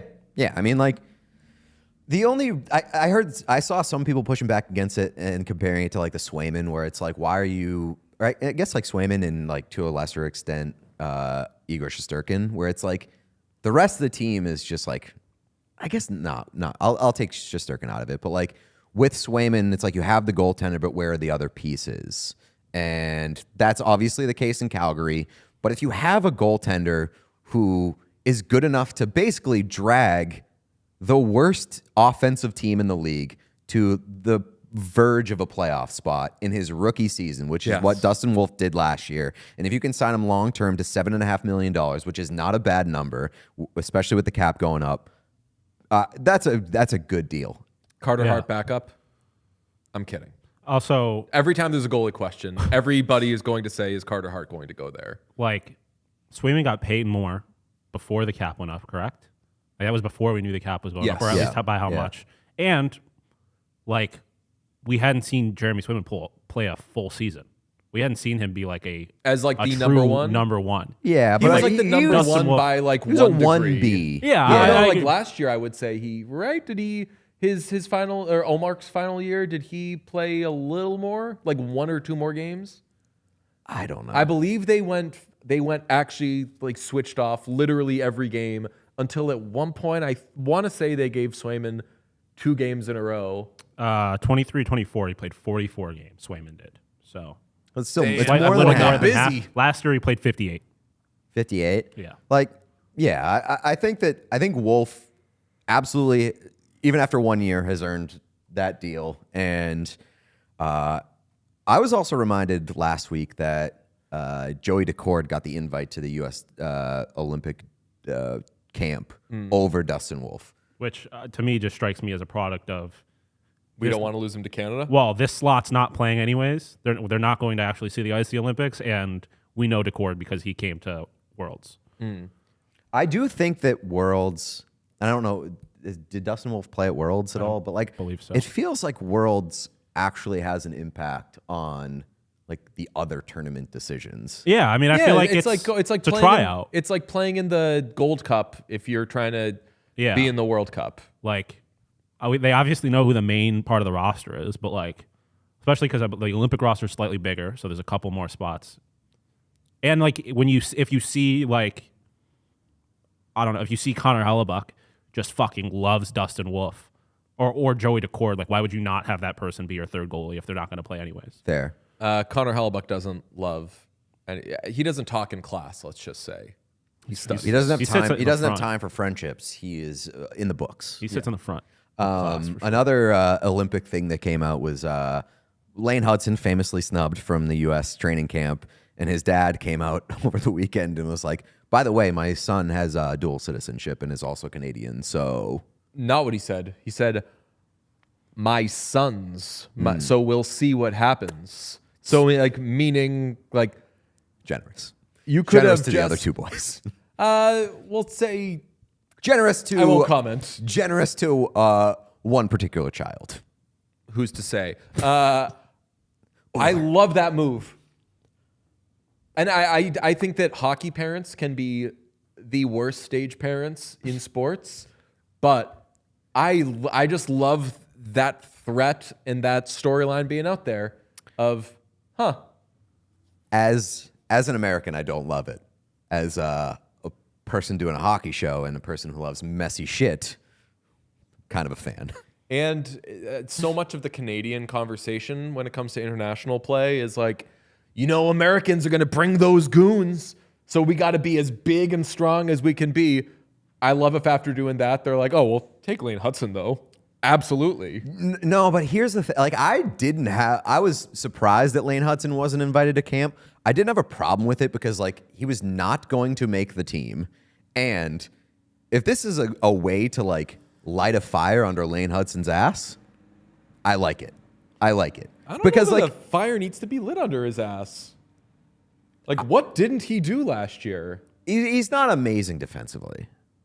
Like, it's not a... Yeah, it's kind of not why he's there. Right, like, and I wouldn't say it's a problem. Yeah. But if it motivates you to say, like, I didn't even get an invite to camp, I really gotta lock it in and develop all parts of my game. Like, Lane Hudson might be a man possessed. I don't know why it's so funny. Ambassador to Greece wrote, "My children are dual citizens," in parentheses, threateningly. That's Mr. Decord. My son is a triple citizen. I guess he's not a triple. Did he say he had citizenship Swiss? in all three? I think he was Swiss. I know that. It was a shout out Celine Dion. Yeah. But I didn't know if he technically had citizenship or just like a claim to them type of thing. Because I know it's a little more complicated than simple citizenship. But yeah, I mean, like, people in the chat are mentioning that, like, IHF rules kind of tie Lane Hudson to US, and it did come out like his agent was like, no, his dad's comments were tongue in cheek, and he is committed to the American program.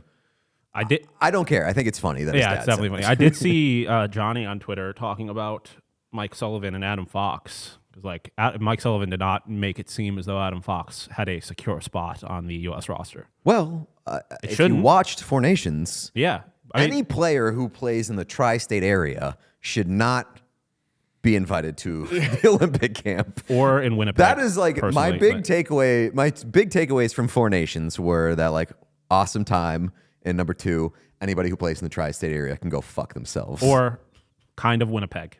I know Hellebuck wasn't terrible, but Kyle Connor certainly was, or at least invisible. And then Hellebuck's Hellebuck. But yeah, Sullivan just said that performance is going to decide. His performance at the beginning of the season is going to decide whether or not Adam Fox makes the All-Star. Honestly, I will buy Adam Fox stock. It's never been lower. I feel like it's very low, and I will buy it right now. And when people were buying it like crazy, rushing to buy it at like $1 billion a stock, I was saying, no, thank you. I think that he was overrated at a point, and now I think he's underrated. Yeah, I agree.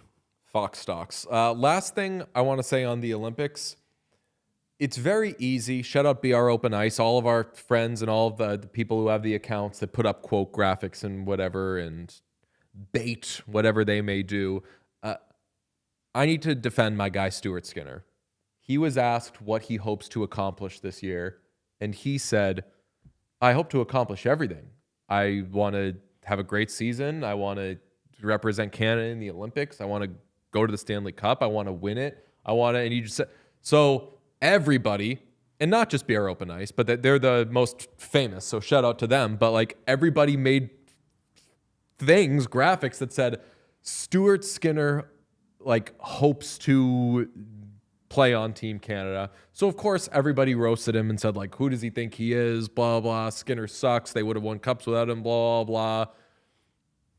He said nothing wrong. Obviously. And also, like, I'd like to play for Team Canada. I'm not even Canadian. It just seems like a cool thing to do. Someone said, what are your hopes for this season? I would say I like What Chaos to make a piece of content that is the most famous thing in the world. Pretty good, Richard. It's not going to happen, but that's what I hope to happen. Yeah. And also, like, I wouldn't even say not going to happen.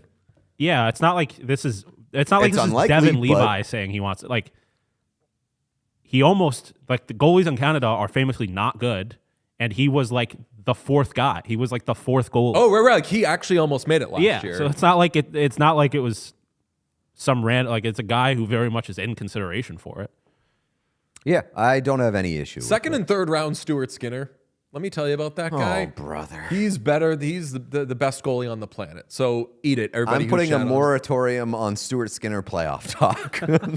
It's a new season. Okay. Unknown Number. Netflix documentary. I did not know anything about it. It's about a teenager who was harassed via text message and bullied and told awful things, comments on her looks, harassing her boyfriends, stuff about kill yourself, awful things. And the sender was a big shock. Big spoilers here. So if you're going to see this documentary, which we recommend watching, definitely catch up with us later. It is like the biggest thing in the world right now on Netflix, and highly recommend, even if you do know the story. I knew the story going in, and this documentary still rocked my world based off of like how the things that they show you, like the access that you get is earth-shattering. Body cam footage when they catch the person is mind-blowing. So even if you know the story, please take the ride on this documentary and allow this documentary to blow your mind. And yes, we're going to do spoilers. So like if you have not watched the documentary and you want to watch it, I do recommend going in as blind as you can. So this is a good opportunity to turn off the episode. But before you leave the episode, amplify. Please subscribe on YouTube. Please tell your friends. Please join the Discord. The links are below. Do everything that you can to support the show because we love you and we want you to love us back. If you have not seen the episode, turn it off now because we're going to talk spoilers. It's very hard not to talk spoilers once we've both seen it. To be fair, if you are somebody who has not seen it and has no plans on seeing it, that's also me. So there you go. There's a place for you in the conversation if you're not going to watch it. You can stick around, yeah. So Sean knew the story but has not seen it. I knew the end. I guess I don't really know the details of the story, but I did know, generally speaking, the reveal. I did not know anything about it. My girlfriend did not know anything about it. She said, she was like, oh, this documentary is new and it's supposed to be unbelievable. So we just fired it up on, I think, Saturday morning. I didn't know it. You knew the story? I did, yeah. I did not. Our takeaway from watching it, or like the big news from us watching it is I called it in the first minute. And I can explain why I called it, but it was still unbelievable that, again, spoiler, it was the mom. It was the girl's mom was sending these text messages to her. So that was the only thing about this that I knew, was that ultimately I just had heard a story about a young girl whose mom was bullying her through her text, more or less. Yeah, I remember like those headlines, and so like I hadn't thought about it much, but when this documentary started to gain steam, I remembered this story being like, oh yeah, this is the mom. And it's, even with the knowledge that it's the mom, going through this, and like you said, the body cam footage of when they go to arrest the mom, it's stunning. You get a full look at a family falling apart in real time. And it is... I love body cam. That's the dad comes home from work. It is insane. And the dad finds out that the mom was doing this, but also finds out more about like how the mom has been like lying and basically like fronting an entire life for the past year. So she claims to have 2 jobs working in tech that she did not have. So she wasn't paying, and she was in charge of the family's finances. So she wasn't paying the bills. She was not working, did not have money coming in, and was spending all the time that she was at work. Those were her hours for harassing her daughter. And like she was waking up in the morning, like getting dressed for work. Like, I mean, this person is, it's very clear that this person is so deeply unwell. Yeah. I mean, so unwell. The comments were like things that none of us have ever sent to anybody we hate. things that like the brain cannot think of. It's stuff like this, and I haven't watched it, and obviously everything you're saying just sounds like downright evil. There is a very soft, like uncontrollable part of me that feels so bad. Obviously, I feel worse for like the rest of the family, but it just makes me so sad that someone is that unwell. Ruining their own life in addition to other people's lives. It's definitely sad. But the reason why it's so fucking crazy, and I think that this mom is legitimately a sociopath, is because you get the sense that like she's so obsessed with the attention that she's willing to do anything to keep to feel important and feel like in control and like feel like she's spinning this narrative that she agreed to do this documentary. The fact that she's in the documentary. And she is in the documentary. Halfway through the documentary, they reveal who it is. She is in the entire thing. I didn't know that. Every member of the family agreed to do this documentary, which is the most stunning part of it. The daughter's in there, the mom is in there, the dad is in there. And it is insane that they gave Netflix and the documentary makers this access into... Yeah, because even like the victims, I'd be like... You provided a window and like actual video footage of your family falling apart and agreed to sit down and like walk everybody through it and allow it to become the biggest pop culture thing of the summer. Yeah, I mean, I wonder if there was like, especially for the family whose lives got ruined, if there was like a financial incentive or how much that financial incentive. So they say at the end of the documentary that she is going to college, and it seems like they are from a pretty poor town, and were struggling financially. Like they lost their house because the mom was in charge of the finances and was lying about having a job. They lost their house. The dad lost everything that he owned because it was like in storage or like got foreclosed on. And so he lost everything. Literally lost his wife, lost his family, lost his house, lost everything that he owned. Still got his daughter. And like the dad is the fucking MVP and hero of this documentary because like as it's falling apart, you said it was like dad strength or like parent strength. In the moment that he finds out that his entire like life is a lie, he handles it so incredibly well. He goes into this unbelievable preservation mode where he's just like, stay away from my daughter. We've got to get you out. Like the police are there. We'll show you this after the show, Sean. But he's like, the police are there. The daughter is there. The wife is there. And he's like, so you weren't working. You weren't doing this. You weren't doing. He's like, okay, we need to protect our daughter. You've got to go to your parents, or you got to like get out of here. We need to like remove you from this situation because the cops are going to leave, and then it's just going to be the three of us, and we can't have something happen where I react the way that I think a lot of people would react. Yeah, there and needs he's to be just a like witness. seeing 10 steps ahead, and he's like, she needs to have at least one parent here. So like, get you out of here so I don't go to jail and everything. And like, I'm watching that and I'm like, oh my fuck! Like it's unbelievable. It's like it's Papa Bear, Mama Bear, like emotional stuff. And I will say, like in the first half of that documentary, I was looking at the dad and like hearing him talk and like knowing the story. Obviously, I was looking at the dad and I was like, this guy is not the brightest bulb in the bunch, and like it seems like he's there's a dad on that in this that is a lot worse, quite frankly. Which one? I believe it was the Chloe's parents. I did not like at all. Oh, I liked them. I'll reserve judgment. Okay. I'm not reserving judgment. I'm just not saying what I want to say. But yeah, no, and like back to the original point, like I hope they got a bag for this. I hope they got a bag for this, and I hope they can put the girl through college because of this story. Like it might be the one good thing that happens to this girl, this poor fucking teenage girl who seems so sweet. That I hope that like this pays for her entire college. I hope that it pushes her like to somewhere that she wouldn't have been had this documentary not been made.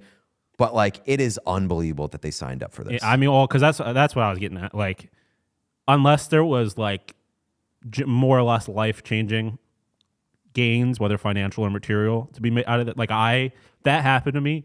I am changing mine and my daughter's last name and moving to a new town and my wife died and I got a new job. Like, no one is ever going to hear about this again. I'm not letting that follow me. I hope the dad gets like if he's on social media, which I don't know if he is. I hope that his DMs are flooded with women that are like, please, buddy, if I'm that man, he seems like the nicest, sweetest guy. Oh no, I want that guy raising. I am never. Yeah. I'm never trusting another woman again. That's what I said when I was watching. I was like, this guy's gonna have, especially someone sliding into my DMs after I got famous. A lifetime of trauma to work through, and I would never trust anybody again. Yeah. But yeah, I want that guy to find love. I want this girl to be okay, and I need this woman to be like institutionalized. Because she's still lying and trying to like spin this like web. But here's the thing: like, I was freaking out as I was watching this. Like, there's a special place in hell, et cetera, et cetera, et cetera. But this is a person who is like so sick. Yeah. Right. That's why I'm saying they need to be institutionalized. Not in a bad way, but like help. Like, I felt guilty that they were on camera. This person, this person should still like clearly not be allowed to be in society because they are not trustworthy. And now after saying that, because like as Sean said, like you do feel bad for everybody. Let's be a little irresponsible and speculate on motive. Do you think that it was more Munchausen, or do you think that it was more obsession with the boy? I think that it was like a little bit a mixture of both, because there's at some point the girl it kind of starts as like she wants the girlfriend and her boyfriend to break up, and at a point they break up, and then the boy gets a new girlfriend, and the mother texts the new girlfriend's mom, and is like threatening the new girlfriend's mom, trying to break up her daughter's ex-boyfriend and his new girlfriend. So that's why that's why I go to like, there's some weird obsession with the boyfriend. Yes, right. Like, whatever she's got going on manifests itself in an obsession with this. But boy. were there ever like were there ever attempts to like build any kind of relationship with the boy, or was it literally just sabotaging his relationships? I think it was just like sabotaging the relationships. Okay. Not that it makes They say afterwards, like once they figure out it was her, they're like, oh, it did make sense because like she would text the boy like things. Well, like she was like borderline, like kind of sexting them two together, which is weird. And she was like, and then she says that she at the end, she says that she was like, she was raped when she was a teenager, and that she was trying to protect her daughter by like removing her from like the potential of like that happening to her in a relationship. But at the same time, during the course of this whole thing, she was encouraging them to have sex, and that like, and like, it was just like the things that she would say to try to excuse like her behavior. Yeah, did not add up. Respectfully, it was very nonsensical. Yeah, it did not add up, and like, just there were so many red flags into her behavior. Not even like, take the text messages aside, she would go to the boyfriend's like sporting events, like without the daughter. Like, she would just go and watch the boyfriend's sporting events, which I found extremely weird. But like, if you want to do that, you want to be a supportive, like whatever. But she would. Like, when she went to prison, she was sending love bombing emails to the daughter. And like, there's just so many things that told me that this woman was so deeply unwell. It's a crazy documentary that, again, like, even if you weren't planning on watching it and you're like, I'm cool with it being spoiled and you know the story now, watch it. The reason, by the way, I clocked it right away was not because there was any sort of tell. It was just because they made a documentary about it. So it's not going to be a classmate, because classmates do that. Like, and the mother seemed like the craziest answer, but then she was in the documentary. So I was like, well, there goes that. Then like when they revealed it to be her, I was like, but Jesus, she agreed to this? Yeah. But as you said, Maybe it was money. Maybe it was narcissism or whatever. I was watching it with Ellen, and she was like, I asked her, I was like, do you have any idea who it is? Like halfway through. And she was like, well, she said afterwards, she was like, I was like thinking that it could be the mom, but like, why would she sign up to do this? So she was like, it can't be anybody involved in the documentary.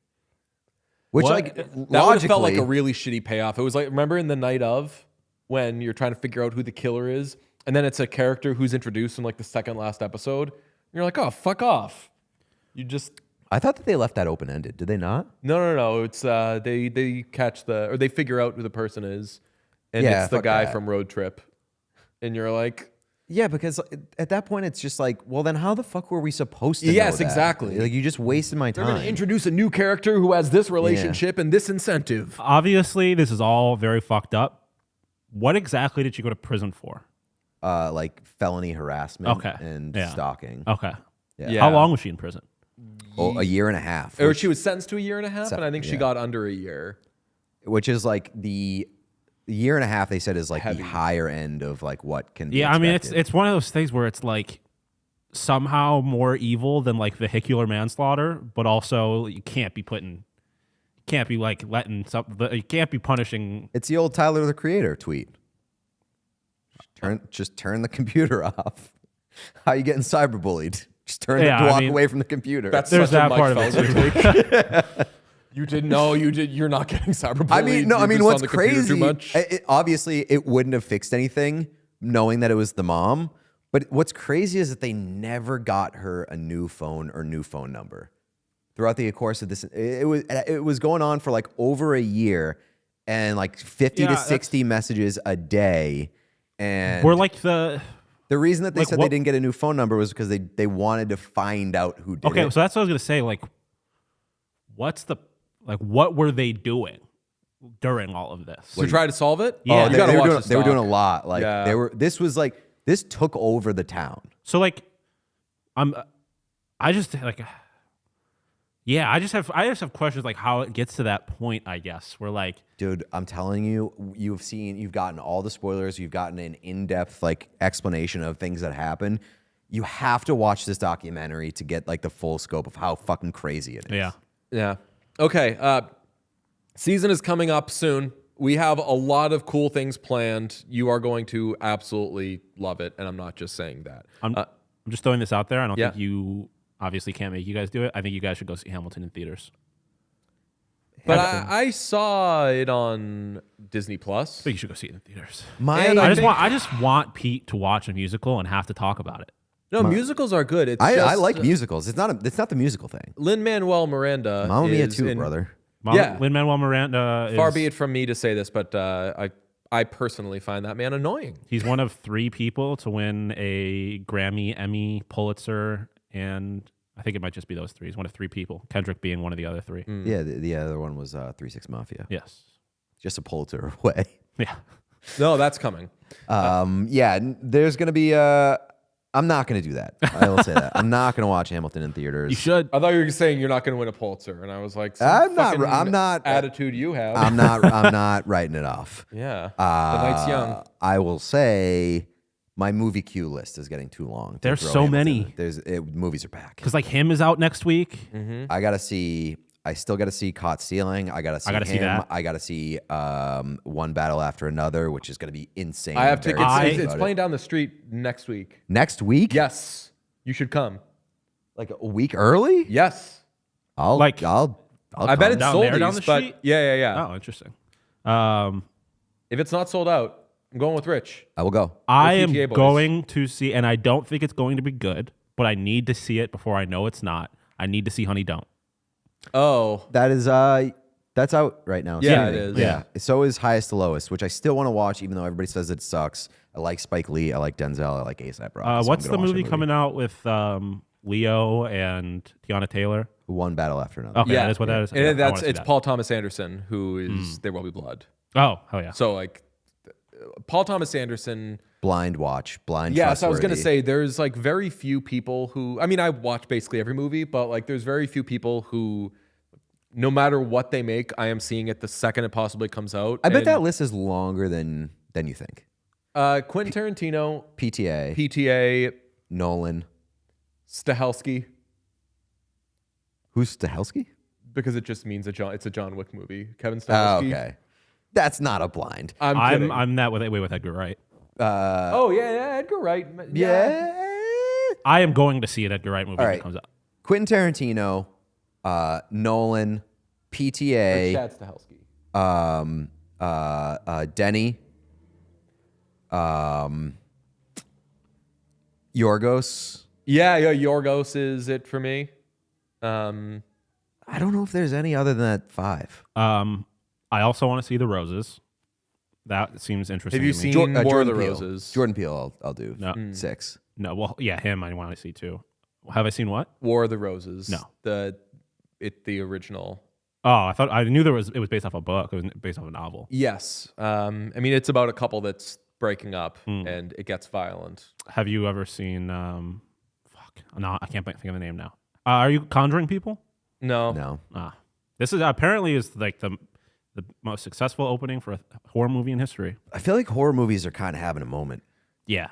Like horror movies, like they've not gone away by any means, but I feel like for a long time horror was kind of like just with its own people.